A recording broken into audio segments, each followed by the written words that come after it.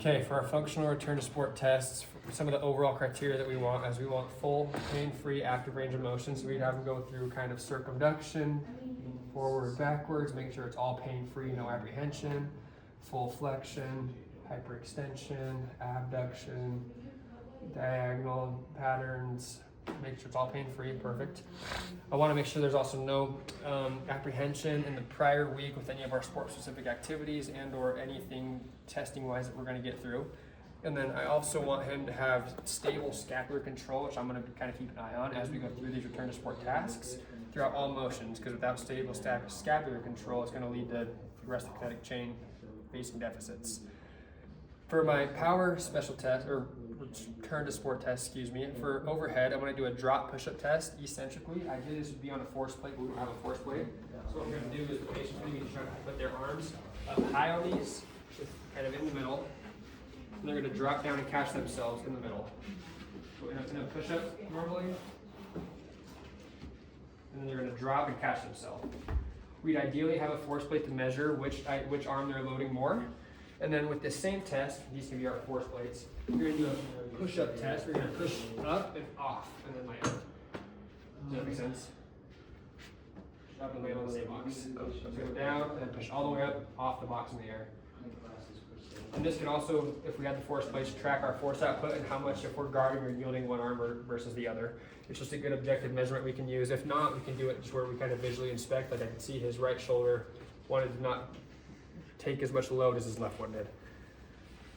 Next, we can do an overhead med ball slam, where he's going for power as hard as he can.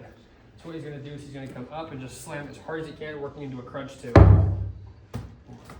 Hard as he can with the crunch. Looking for any type of apprehension or pain. Next, we're going to do a 90-90 wall ball throw. So what you're going to do is you're going to have the ball, you just throw it this way. You're going to take 2 steps and throw it as hard as you can, and catch it the other way. 2 steps as hard as you can and throw it as hard as they can to see that rotational power. We'd obviously throw it harder, but we don't want to hurt the classroom. Okay, you're good. Next, for some of our muscular endurance series, I want him on prone on the table. We're going to do kind of a shoulder extension prone test where he holds extension. We're looking for and then get that chest up if you can. Kind of a Superman / shoulder extension. We're looking for 45 seconds to a minute, being able to hold this position without any pain or difficulty. Next, we're going to do a push-up test. You can get back on the ground so we can move so much. We're just going to kind of go for endurance, make sure they can do 30 to 50 reps here. Nice smooth reps. Looking to make sure that there's no deficits bilaterally. Just do 2 push-ups. Perfect. And then we're going to do bear crawls. So we're going to go for ideally a minute where we have a load in the joint. Make sure they're able to do bear crawls for a minute without any type of breaks, apprehension, pain, anything like that. Next, for our closed kinetic chain upper extremity stability test, he's going to be in the push-up position for me. And what you're going to do is you're going to go through and touch these cones with your right arm, with keeping your left arm on the ground. So go ahead and get into a push-up position, and go ahead and tap these cones. Sorry, those don't go far. Good, and then go clockwise. And come back to neutral every time. There you go, now out. Yep, there you go, just like that. Making sure that you can do it through 5 rounds each way, clockwise and counterclockwise.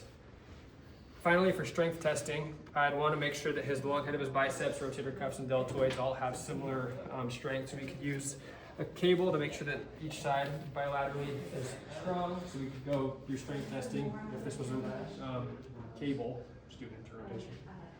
Making sure that both sides are equal and are the same. Sorry, we could test that. If we had dumbbells or the same cable, we can do some type of bicep curl. So go ahead and flex that for me. Good, and then the other side, just making sure that we know that they're equally strong bilaterally, and then go ahead and do a other arm shoulder raise. Same thing with the cable, making sure they can do equal weight. And up.